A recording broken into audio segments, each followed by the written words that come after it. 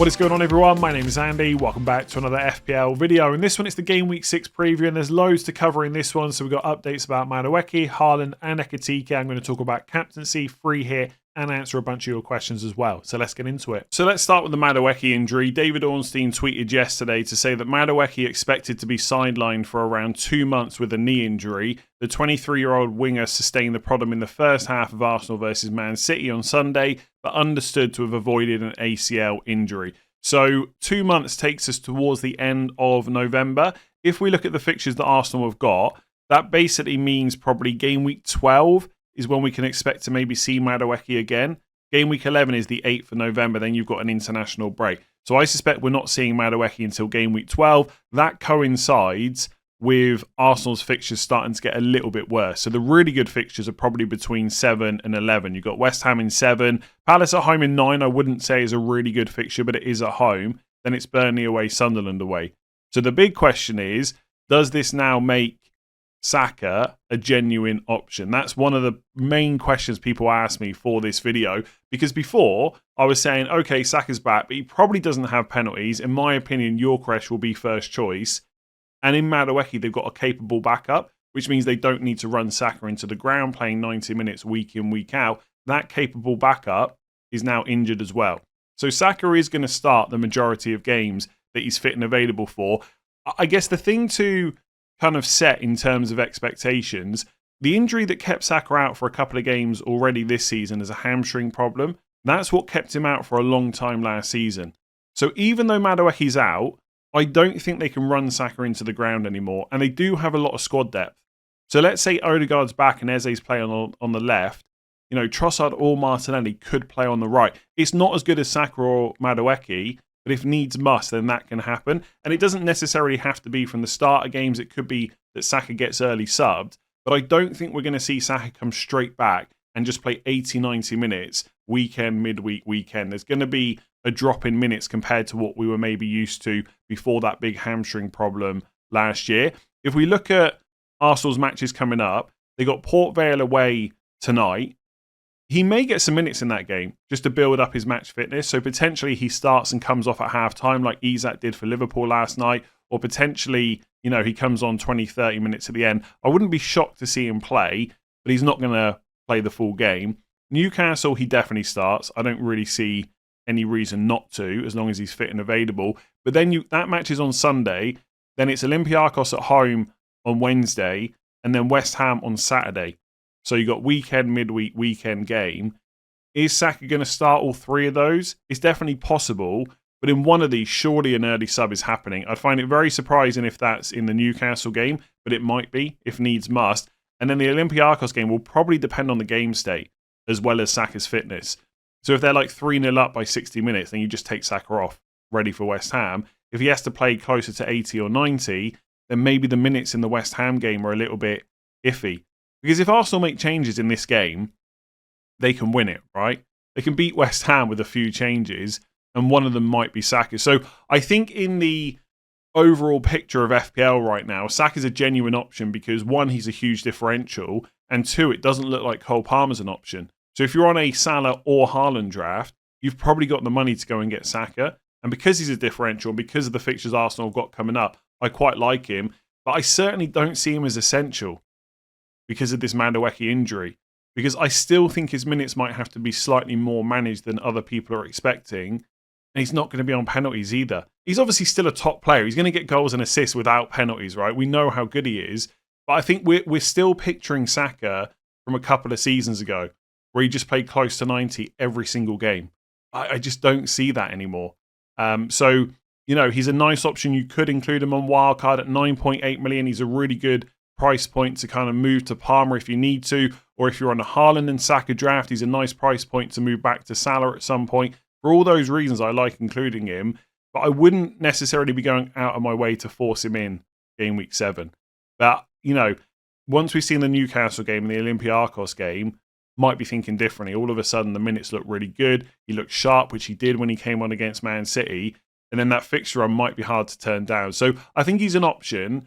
I just don't think because Madueke's out that he's suddenly essential. Because if needs be, they can play another player on that right. Arsenal's squad depth this season is really good. So just a quick one on Haaland, because if you've got him in your team, you've probably noticed this morning that he's been yellow flagged. Do you need to panic? Man City are playing a Carabao Cup game tonight. Pep Guardiola held a press conference yesterday and he was asked about Haaland. He said it was a recovery session yesterday, so that would have been on Monday. He didn't train. Now, I wouldn't panic about the didn't train part because they had a big match against Arsenal on Sunday, so a recovery session without full training on Monday is not that out of the ordinary. So don't panic about that. He then went on to say, I didn't see him or the rest of the players today, so he hadn't seen them at the time he was holding the press conference. Hopefully he can be back for next weekend. So the reason he's been flagged is because he hasn't said he's available for the weekend. He said hopefully he can be back, which means he's not going to be in the squad tonight. And after the game against Arsenal, he did mention a back problem. So all those things put together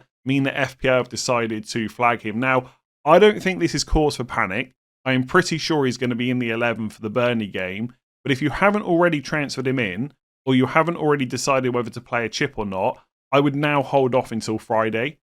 Because if you moved early like I did, you haven't really gained much anyway. Haaland went up in price, but Salah hasn't dropped yet. Reinders, who I bought in, hasn't gone up either. I've basically gained 0.1 million, and now I've added a little bit of stress to my life, wondering whether he's going to be available for the weekend. I think he will be fine, but at this stage, I wouldn't do anything rash. I would just wait until Friday, let Pep confirm that he's fine, and then just go from there. What this does maybe put me off slightly with is whether to triple captain him, because even if he does start, he might come off early, but we'll talk about triple captain later on. So, you know, I'm sure Pep will get asked about Haaland again tonight as the game's being, not as the game's being played, but before or after. If not, we will have a press conference on Friday. I think he's going to be fine, and I think he will play that match. I just think it was a case of lots of matches last week, and he played quite a bit, and there were grueling matches against kind of Arsenal in particular.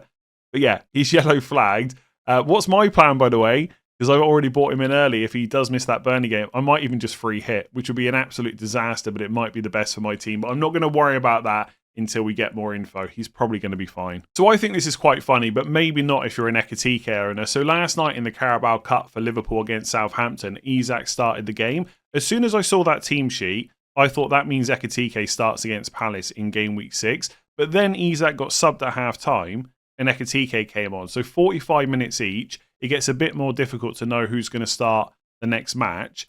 But then Ekitike helped us because he scored a goal, got a second yellow card, was sent off, and that suspension is served in the Premier League. So Ekitike cannot play against Palace in game week 6, which means it's quite likely that Isak will start instead. If you're an Ekitike owner, he's pretty much got to go at this point. He's not going to play in 6, and then 7 onwards, the minutes are just not going to be good enough to warrant the price that he is.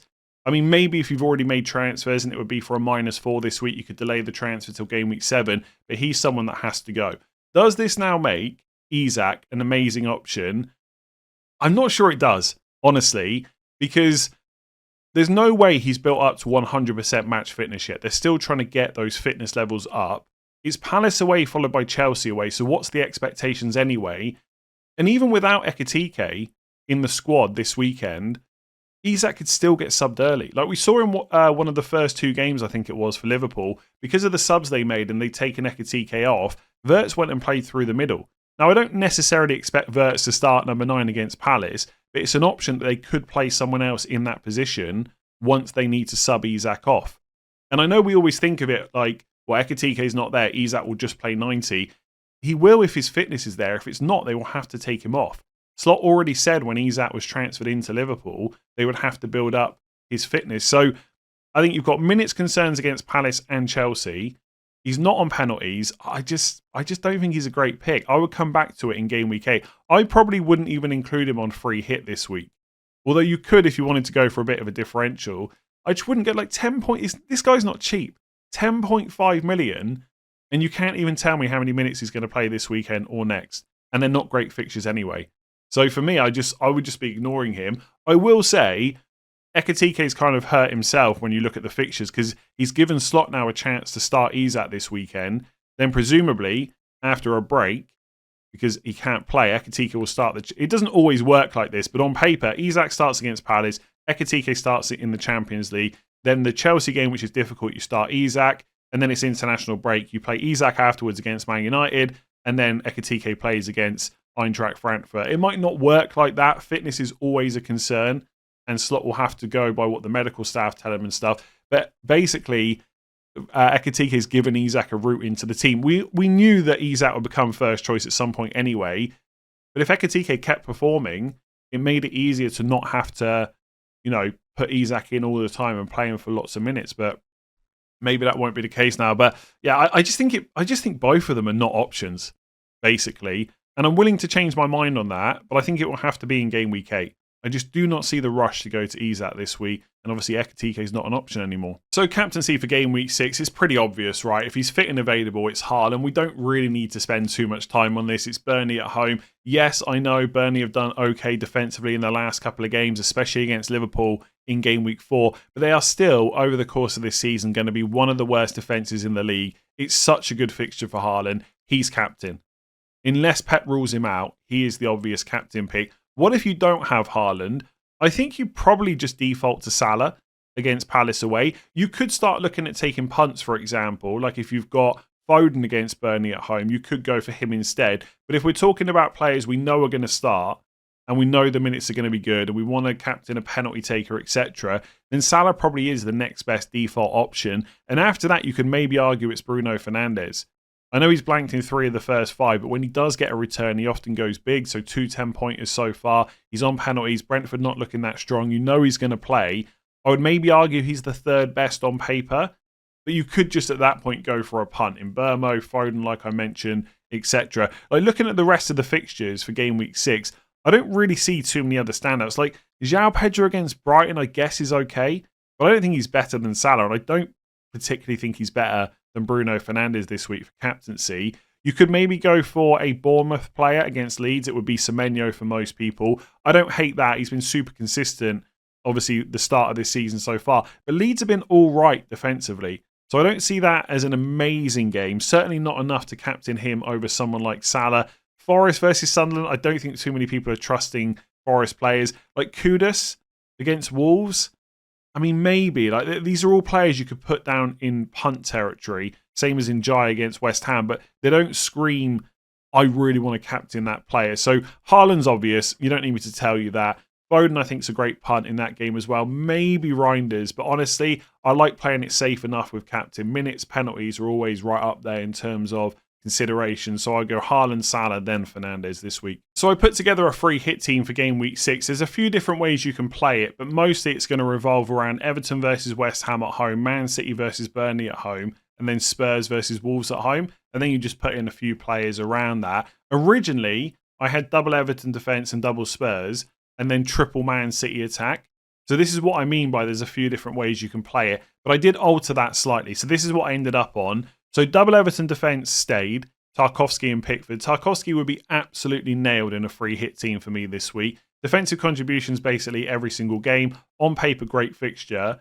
And he's got some goal threat from set pieces, which we know, based on what we've seen so far, West Ham are not great at defending. And I like to double up where possible, which is why Pickford's there. But if you wanted to go for Vicario or Donnarumma, if you've got a spare slot from those teams, that works as well. And if you don't have a spare slot and you don't want Pickford, just go for Sells against Sunderland at home. That still looks pretty good despite Ange Postecoglou now being in charge. I also went for Romero over Porro. I'm not sure I'm completely happy about that. It does feel wrong because Porro is more attacking from open play, but with the loss of set pieces to Xavi Simons, etc., maybe not quite so good. Romero's a threat himself from set pieces and probably slightly better for defensive contributions as well. That could be Porro instead. Not an issue either way.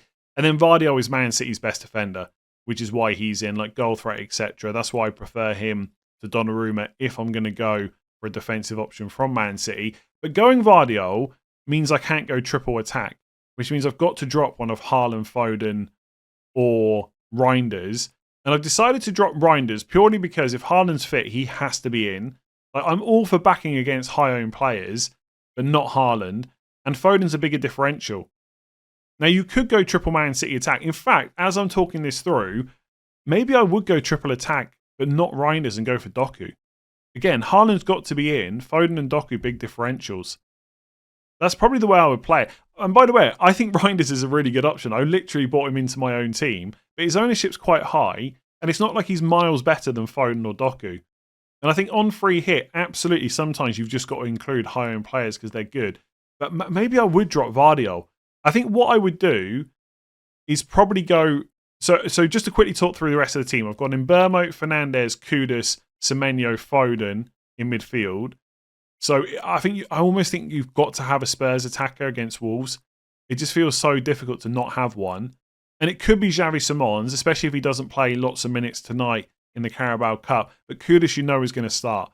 So it's hard to drop him. I think Fernandes is a really good pick this week. Semenyo is solid. And then Mbeumo is my differential. Maybe Mbeumo could go. So you drop Mbeumo, you put Doku in, and you just switch Vardiol to someone else. I think that would probably work. So either way, I'm not picking Reinders. I'm going to back against that ownership and just go for Doku. I think Kudus is solid. Like I said, Mbeumo is a big differential, but you don't have to include him. I mean, to be honest, Semenyo could even go as well. As I said earlier, Leeds are not pushovers based on what we've seen so far. And Semenyo is also quite high owned. So maybe Semenyo to Doku would be the play. Then Foden, Doku, Mbeumo are differentials. Fernandes' ownership's not super high. And Kudus is just like your nailed on attacker against Wolves. So I think that would be pretty nice. Semenyo or Mbeumo to Doku, and then Vardiol to a different defender. And then up front, I've gone for Richarlison, who I don't think is a great long-term pick, but I do think he'll start this Wolves game. And so I really like him for that, and he'd probably be on penalties as well. And then Haaland's obvious. So I wouldn't necessarily want to drop Kudus or Richarlison, which means I don't have a spare Spurs slot in defence.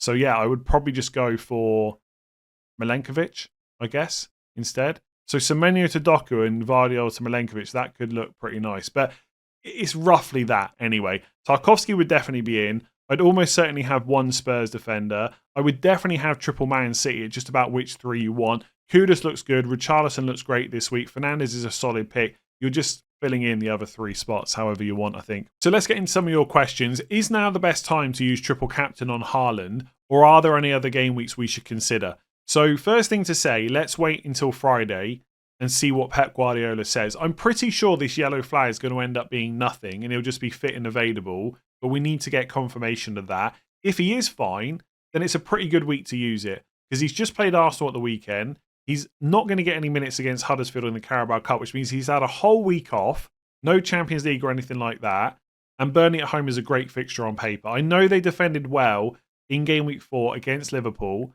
but this is away from home. It's at City's ground. Haaland's had a whole week off, and the underlying numbers say that Burnley are one of the worst defences in the league so far. So it's a great fixture on paper. And also, if Pep says he's fine, you know he's fit, you know he's available, that might not be the case later on in the season. So you might say, I don't want to go Haaland this week. I want to go Salah against Sunderland at home in game week 14. What if he picks up a knock? At least right now, hopefully, you know that Haaland is fully fit and available. And I understand that's a bad example because Salah almost never gets injured, but you kind of get the point. You could delay it for a more perfect week, and that week ends up not being perfect. What I will say is, if you're in any doubts about using the chip this week, or there's any doubts around Haaland's fitness, just don't use it. There are so many opportunities to use it later on. Even if we just stick to Haaland and Salah, forgetting every other player, Haaland, Leeds at home 13, Sunderland at home 15, West Ham at home 17. Then you've got Salah, Forest at home 12, Sunderland at home 14, Leeds away 15. There are so many times you can use it, and you don't need to plan around it. You will own one of these players for some of those fixtures. So it's not a massive problem. And of course, you could look elsewhere, but right now, I wouldn't trust Palmer. I don't know if I would go for Saka anytime soon either. So it's mostly Haaland and Salah. So I think it's a really good week to use it if Haaland's fully fit and available. It's also okay to delay it. One thing I would say is please don't give this too much thought. I know that sounds crazy to say, but this chip is not usually worth as many points as you think, or at least it hasn't been for me. But also, the important thing is you can always captain the player anyway, even if you don't have the chip, right? So, for example, let's say that Haaland gets 10 points this week, right? And you captain him and I triple captain him. That means my triple captain's worth 10 points. Because if he scores 10, you've captained, that's 20. I've triple captained, that's 30. So the triple captain was worth 10 points. Later on, Salah against Sunderland at home, you triple captain, I just captain, he scores 15 points. So I get 30, you get 45. So your triple captain was worth 15. So on paper, 45 looks massive compared to 30, but actually it's only a 5-point difference because I use my triple captain for 10, you use yours for 15. So, obviously, there can be bigger swings than that. It could be 2 points versus 20. I get that. But because you can still captain the player, it's not a bigger deal as everyone makes out. That's why I'm saying I think Haaland's a great option this week if he's fit and available. If you're in any doubt, just delay it. You can still captain Haaland this week. So, loads of opportunities to use it. Can I sit here right now and tell you that Salah against Sunderland at home is definitely miles better? Not really. That's a midweek fixture. Now, Salah's a machine, right? He just plays 90 minutes every single game Liverpool have. But maybe the rest of the team gets rotated and they're not quite as good. I don't know. Haaland against Leeds at home, game week 13. That's before the midweek game. So he probably plays. It's probably not an issue. But maybe he gets subbed early. It's just all these things you don't know. So on paper, there might be better opportunities later on, but not guaranteed. And I know it sounds like sitting on the fence, but that's just genuinely how it is. Haaland's fine this week. It's also fine to delay it. Will I be using my chip? I guess is the big question, or not really the big question, but a question. I'm not really feeling it right now. And maybe it's just the yellow flag. Maybe it's because Pep mentioned back issues and that Haaland might need to be subbed a little bit earlier. I don't know whether that should matter, because Haaland basically always starts when he's fit. And he only ever usually gets subbed off early if the game is comfortable. And if it's comfortable, he's probably scored. There's just something about it where I'm not quite feeling it right now. So my triple captainship is not active. That might change by the deadline. Let's see what Friday says. Or what Pep says on Friday. So what are your thoughts on Saka versus Gyökeres? I'm not 100% certain on the penalty situation. So my initial instinct when I see that question is that Saka is the better pick. But when I think about it a bit more, I don't know if it's that clear cut. On the penalty situation, I'm pretty certain it's going to be Gyökeres first choice. I don't really have too many doubts around that. His record is really good. He's their number 9 trying to prove himself in the Premier League. He's going to want as many goals as possible. Whereas when Saka was first choice, sometimes he would give penalties to Havertz or Odegaard. Like, how much did he really care about being on them? Maybe I'm just creating a narrative because I own Gyökeres, but I really do think he will be first choice penalty taker when they're both on the pitch. But we're not going to find out until they get a penalty with both of them on the pitch. So let's wait and see what happens. Saka's obviously the midfielder as well. Arsenal very good for clean sheets, so you've got extra points there too. Then you've got the minutes. Now, someone else asked me a question about Gyökeres. I think they said, what do you think about Gyökeres? He's like this big minutes risk. Is he though? Like, I've got him in my team, and there's something about him I'm not quite sure about. I think basically I need to see some more goals from him. And he did get subbed early against Forest and then in the Champions League as well. But is he a big minutes risk? Is that really what he is? I'm not so sure when you sit back and think about it, that's the case. Like, you look at his minutes so far. Look, I don't like just discounting games, right? But the Man United game, first game of the season for him, new to the league, not fully fit. And also Havertz was in the squad. Havertz is no longer an option because he's going to be out for months, according to Arteta. I think he said maybe weeks, but originally he said months. So he's going to be out for a little while. So he's no longer an option. That's who subbed on for Gyökeres in game week 1. Since then, 90 against Leeds, 90 against Liverpool, 67 against Forest, and 90 against City. Now, some of the reason he played 90 against City was game state, but ultimately, since that first match when Havertz was an option, he's played 390 minutes. So is he this big minutes risk? I don't know if he is. Now, Marino can play up front, Martinelli can play up front, Trossard can play up front as well, but in my opinion, Gyökeres is probably going to keep starting. Maybe when it's weekend, midweek, weekend, etc., over and over again, there will be some times when he doesn't play the full 90. I guess what I'm coming back to is Gyökeres a massive minutes risk versus Saka? I don't know if he is. And I'm pretty confident Gyökeres is on penalties and he hasn't just had a hamstring problem. And also, when you think about it as a combination, let's say it's Saka plus a cheap forward under 6 million, or Gyökeres plus a cheap midfielder in and around 5.5 or below, I kind of mostly prefer the midfielders. Like, if it's Gyökeres and Reinders, or Saka and Calvert-Lewin, I don't know, maybe I'd take the penalty taker and Reinders. So I think my thoughts are it's quite close. It's a really close call. And something keeps telling me with Gyökeres he's not a great pick. But I think that's just because I haven't seen the goals yet while he's been in my team. I've had him for 2 matches and he's only scored once. And I think that's playing on my mind. And also, by the way, against Man United, Liverpool and City, 0xG, like basically no chances. But also, they were more difficult games. In the easier games against Forest and Leeds, he's on 3 goals. So it seems a bit unfair to completely write him off before we've seen more of those easier matches. So I think because you know what you're getting, you probably say Saka is the better pick. But honestly, I don't know if his minutes are massively better than Gyökeres, and I don't think he's on penalties. And I think in that team, Gyökeres is going to get chances eventually in those easier matches.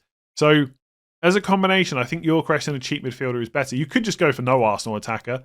That's also an option. I'm going to say Saka is the better option, but I'm really not sure about that. I absolutely think it could be the other way. So I've seen a few people consider this one. What do you think of moving early to buy Gabriel to catch a price rise and or to avoid a drop on someone like Neco Williams? I think this one goes down as I don't particularly love it, but I don't completely hate it either. The reason I don't hate it is because Neco Williams after this week is definitely expendable, and Gabriel after this week is great. So if you make the move, you're just sticking Gabriel in your team and probably keeping him in there for quite a while until he potentially picks up like an injury or a suspension. And team value can be important, right? And if it's a 0.2 million swing, I don't hate it. The reason I don't love it is arguably you're picking a player, you're using a transfer to get in a worse player. Now, Arsenal defence is great. You know how much I rate it. But Newcastle away on paper, not an ideal fixture. Now, to be fair, Newcastle haven't attacked that well so far. They've not created a huge amount of chances. They're rotating a little bit as well. So maybe it's not quite as bad as it would have looked in previous seasons, but it's still not great. Like on free hit, if I've got a choice between these two players, I'm taking Neco Williams. So therefore, I think he's the better pick this week. So that's why I don't love it, because you're selling a player for a worse player for this week, arguably. But long term, it's good. I would basically say, if you've looked at your kind of future moves, and if you don't make this for the 0.2 swing, it's going to really impact them, and you definitely want to make those moves later on, then maybe think about doing it. If you're unsure about what your future moves are, and you don't necessarily need the money, I would maybe just take the team value hit on the chin. There's always another option. I feel like I've always got to clarify this. Team value is important. It can be very handy later on to wildcard into a stronger team because you got more money. But it doesn't always work out like that. There's always a cheap option you can consider instead. Think about how many cheap midfielders there are this year, for example. There might even be loads of cheap forwards, which I spoke about earlier. There's always an option. It's not the end of the world if you lose 0.1 or 0.2 here or there. And I say that as someone that went for Haaland on Sunday and for 0.1 and now maybe regrets it a little bit because of what's happened since. So don't hate it. Don't completely love it either. I wouldn't do it unless you absolutely need to. Basically, I think is my general view on it. If you've enjoyed that video and found it useful, please do give it a like. There was a lot in that one. Hit subscribe, and I will catch you tomorrow for the team selection.